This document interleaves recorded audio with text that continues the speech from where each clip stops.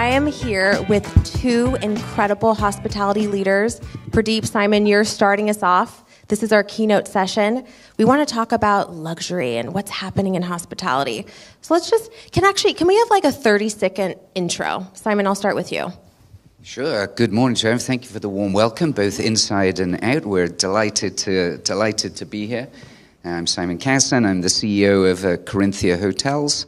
And I've been in my role for about a year. Before that, I was 35 years with Four Seasons. I was the president for Four Seasons Hotels and Resorts, looking after Europe, Middle East, and Africa. And we're excited to start a conversation with you here today. Yeah, thank you, Simon. And then Pradeep, we met and seem to know everyone together. Like, we all know the same people. We found that out. Yes, very small world. Good morning, everybody. It's a pleasure to be here. So I've been in the industry for about 26 years now, with multiple brands across New York and Los Angeles. And most recently, I was with the Baccarat Hotels and Resorts. And I was employee number one for the Corinthia Hotels here in North America as we get ready to launch our very exciting brand. And like Simon said, we were so glad we had so many of our fans outside, and we have a lot of fans inside. So it's a pleasure to be here. Thank you. Yeah, interesting fans outside. Let's start. Let's get into it. Simon, I'm going to start with you. So Corinthia has undergone a major transformation in the past 12 months. How would you describe this new era of Corinthia? And what does it signal to the hospitality industry as a whole? Wow, a bit to big. unpack there. The company's 60 years old, and it was very successful before I came, and it'll be successful after I leave. So it's all, a season and a moment in time. And, the company was founded from small, humble beginnings in Malta in the early 60s and grew through outside catering and, generally developed real estate, most of it hospitality real estate. And we've historically been known as developers and operators of our own owned real estate. Probably most well-known and popularly expressed in our London hotel, Corinthia London, which has been operating for 15 years, has been the flagship of the company. So I was brought in, and our chairman, founder, Alfred Pisani, tasked me to elevate and grow Corinthia to be a global luxury hotel brand. And it was fairly compelling for me, because I look back, when I joined Four Seasons in the late 80s, Izzy Sharp was strongly at the helm of the company. We had, 15 hotels. We owned the hotels. And so I've had a ringside seat on how do you firstly create a company based around people, on humanity, on the foundations that are enduring. We owned hotels in Four Seasons. We got out of ownership. We became a pure management play. So really this new era... when did you become a pure management? In Four Seasons. Oh, in Four Seasons. Four Seasons, mid-90s. And, it's asset light, today, which is the general play for hotels. And, I think the vision for Corinthia going forward is to operate hotels on behalf of great partners here in New York City. It's with Rubin Brothers, who are a prolific real estate developer. And, the focus is to disrupt a little and to challenge. Your great hotels magazine here in New York had us on the front cover last month of our new hotel that we opened in Brussels.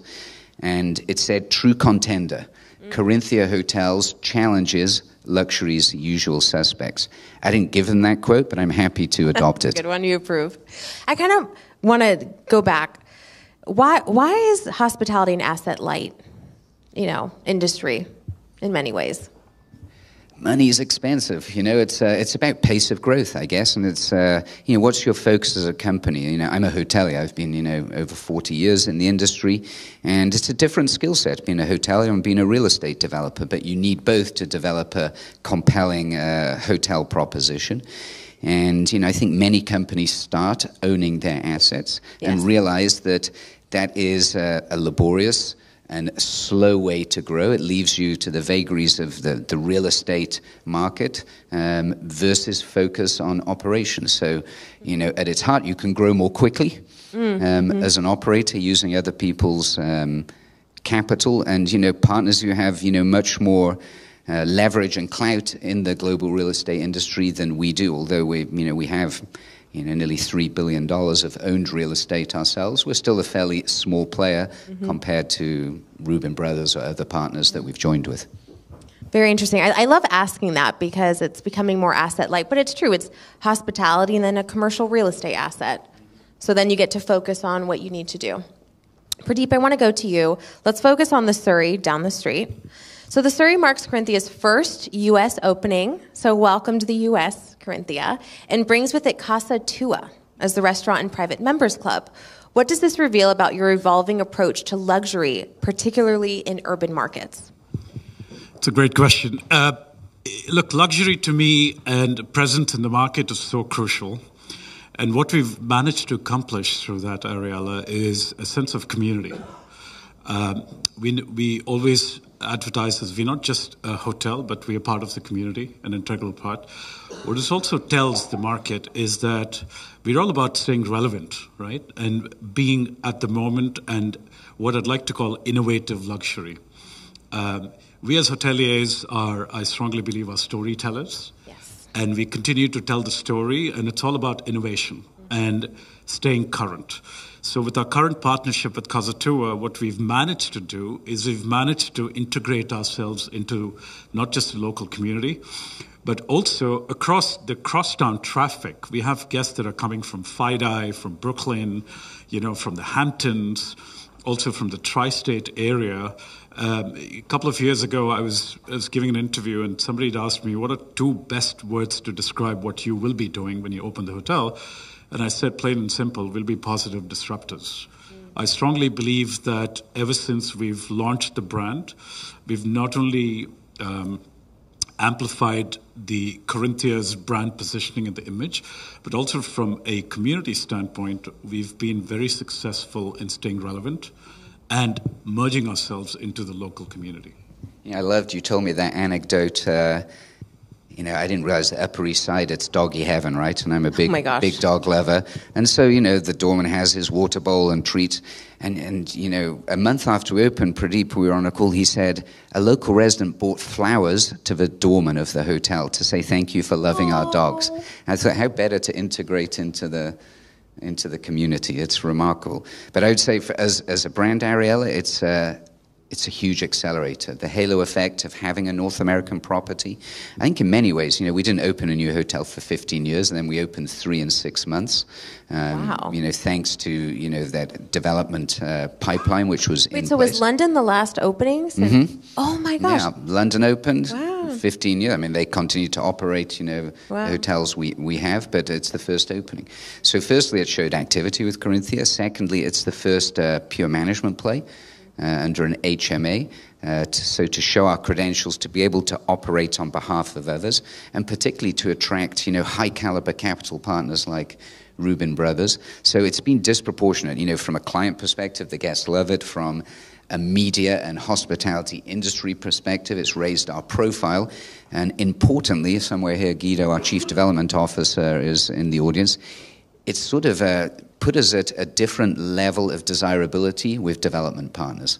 So in the past year, we've been in over 130 deal discussions with potential partners to open in parts of the world. So all parts. So because you opened in the U.S., it's really opened the doors. World's biggest luxury consumer market, New York City. It's it's a stamp of credibility. It's an indication of ambition. And there's a risk, because if you do it and you stumble, but what Pradeep and the team have been able to do is, frankly, knock it out of the park. I mean, if you, on the cover of Condé Nast Traveler was, and the star of the 2025 Met Gala is, ... the Surrey Hotel. I mean. Amazing. You did good there. May 1st. Which I think, I'm glad you reminded me of that, Simon, because, we obviously being a first year in operation, there's always that element of anxiety, because you're getting into a market that is so driven and so protected with the usual suspects. And for us, the exciting thing was to get in there and say, you know what, we've arrived, and we're going to do what we do as best as anybody else. And it was incredible, because the traction we got, and more importantly, the energy levels that we had in that hotel, not just with the staff, who were obviously very excited, but it's also about the guests that were there. We met with so many guests who I personally met at the lobby, and they were like, I can't wait to come back next year, and we're going to be bringing our business to you guys. And, where else do you have Corinthia Hotels? So it actually opened up a lot more gates into our brand as a whole. So overall, it was a big win-win for us. It's also good timing. Isn't ADR like the highest ever in New York City right now? It absolutely is. Oh my gosh. But it could always be better. But, it is obviously very good. It's a good time. We have realized that the leisure travel market and also groups to a certain extent want a bespoke luxury. They don't want to be in a place where there's just one amongst many. They want to count. And what we've seen is that based on a loyalty ratio, we've already tracking over 25% loyalty on a guest since the day we opened our doors. That's all credit because of the ethos of how we're operating, not just a hotel, but being part of the community with all the different activations we're doing. So overall, it's been very good for us. Yep. To know. And then I kind of want to go back to Casa Tua. Why did you decide to, I'm guessing, lease out that space to Casa Tua and not have your own food and beverage concept? So it's a great question, Ariela, but we are in New York City. New York City is a culinary haven. You have the best of the best, right? Every single day there are at least hundreds of restaurants that are opening, and there are also restaurants that are closing down. And it's very hard to gain traction. So when we were conceptualizing this concept, one of the ideas was how can we actually make it fun and exciting? And the unique thing for us was Corinthia was coming in with a great reputation, and we wanted to partner with a like-minded brand that also had brand integrity, that had value, and they'd never been in New York. So Casa Tua has an amazing recognition in the key markets like Miami and Aspen, in Paris to a certain extent. And the food that they made resonated with all our key decision makers, with the Rubens, with our corporate office and everybody else. Because I'll tell you, not because I work there, but you could go to Casa Tua twice or thrice a week and not worry about repeating yourself in what you're eating. Because the style of service, the pace of service, the food, and also the excitement of being in a New York City dining room. Yeah, and Members Club. Exactly. And Members Club plays an integral role because it's part of opening ourselves to that community. And it's like-minded people from different walks of life, from different geographic environments that are all kind of coming together to the Upper East Side. So for us, it's incredible because we get these members to utilize the hotel. They become our brand ambassadors because they talk about the Corinthia and Surrey, Casa Tua, and they also come back with their friends. 2 weeks ago, we did an amazing brand collab with McLaren, where we decided to get Monaco Grand Prix into the Surrey. Wow, how cool. So we had about 3 or 4 of the GT 750s parked outside with our brand colors as well, with our names on it. And we had the Zach Brown, who's the principal of McLaren, sent a private special message from the paddock to us. And he was actually doing a commentary between the drivers and him that our guests could hear. Wow. And your tie is McLaren and Corinthia colours, I see that. Yeah, it is very political. But. Yeah, it does dovetail with a wider brand strategy on food and beverage. I mean, the reality is, Corinthia is an emerging brand. Even though we've been around for 6 years, it's not well known in the American market. So we had to make a decision, how can we land with impact? And it sort of is consistent with what we're doing in all of our other hotels. So we've just opened in Brussels with 2 different Michelin star chefs, David Martin and Christophe Hardequest, are operating the food and beverage there. In Bucharest, in Romania, we opened and we brought from Monaco SAS Cafe, which is a really well-known brand from Monaco. Oh my gosh, that was like during my college days. You were a SAS Cafe girl? I was a SAS Cafe girl. We're going to look back at those videos and see what you're up to. Please do not.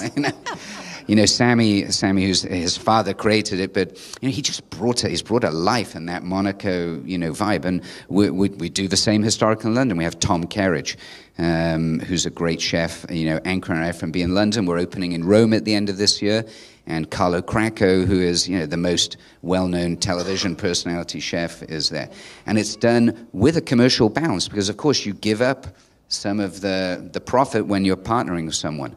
But if you see what it's done for the Surrey in terms of it accelerated its awareness, it's brought buzz and vibe, and so it's a trade-off that's well worth it. I love this. So let's go back to management contracts. So with a growing focus on these contracts and a footprint to expand with 30 upcoming deals, how are you evaluating properties, and what criteria must a project meet to be considered a true Corinthia fit? So you've got to have a strategy and a structure. So, we sat down and said, on a global basis, how big do we want to be and where do we want to be? When you're really not in many places, it starts pretty easy, right? You want to be in New York and Paris and Madrid and Hong Kong. So you have sort of, an A-list of highly desirable target markets, cities and resort locations. And then you have other opportunities that will be reactive. Those desirable markets we proactively go after. And we meet with capital partners and we initiate discussions about developing those deals. How are you reaching out? So we reach out, through, CBRE or JLL or, others that, run operator selection searches. We have our own network of capital partners who we've worked with before, with banks, networks of existing partners, like the Rubin brothers who are doing deals in other parts of the world. And then we have parameters, what is it between, so, with 50, 60 rooms up to 200 rooms, it must position us in the market to be able to compete at the very top end. We can't take a B location in a market that isn't going to allow us to drive that average rate. And then importantly for us, who are the partners? We want to do business with like-minded people. And these are long-term relationships that we enter into. As I mentioned, we've been in over 130 deal discussions, but listen, you got to kiss a lot of frogs to find that prince and the deal that works. And the ones that become very active, it's competitive. We might go in and there's 15 other brands, and who those brands are, great global, well-respected brands. And what do we bring to the table? Firstly, that we're new and different. Secondly, that we're not encumbered. So, many cities, the other brands have a hotel, and they're encumbered and restricted to be able to operate. Thirdly, that these developers like that we're also owners, because we come to it with a mindset of an owner rather than just an operator. And then we're very flexible. I say to, we were just in Italy, Guido and I talked to a deal and meeting with the principal. So listen, we're meeting now. And it says, see, I'm with you every step of the way, which won't be the case with the big brands. I'm there helping the GM choose uniforms and tabletop, and I'm at every meeting, and I'm involved in the design narrative. I'm a hotelier. I enjoy doing that sort of thing. When you get to massive scale, you can't do it anymore. In my last job, I had 17,000 people working for me in 26 countries, so I couldn't be so intimately involved in the details. A value that we bring as a small team is involvement, participation, hands-on, anything that we do in the Americas. Pradeep's our guy. He comes and looks at any sites with us. He meets the principals as well. So we're coming at it as a small family basis, saying we have something different, creative, and interesting to put on the table. Oh my gosh, that was so well said, and that really connects with the BLLA ethos of being boutique, independent, and on that boutique luxury side as well. And then Pradeep, I want to go back to you. How are you challenging conventional definitions of luxury in both service and design? And in what ways does Corinthia's model aim to feel more fluid and more experiential, which you've touched on a little bit, but can you go into more detail? Sure. Look, we position ourselves as a grand boutique hotel. That's the Corinthia's ethos. To what Simon said earlier, it's all about those incredible experiences, and you can only curate that when you have involvement and you have certain touch points. So for us as a brand and also as a hotel, I think the fact that we took a 198-room hotel and made it a 100-room hotel, built 14 residences, and a private members club, and a beautiful gym and spa, we value engineered it perfectly well to suit that community in the market. Mm-hmm. And this is being amplified by our guests that are coming back again and again.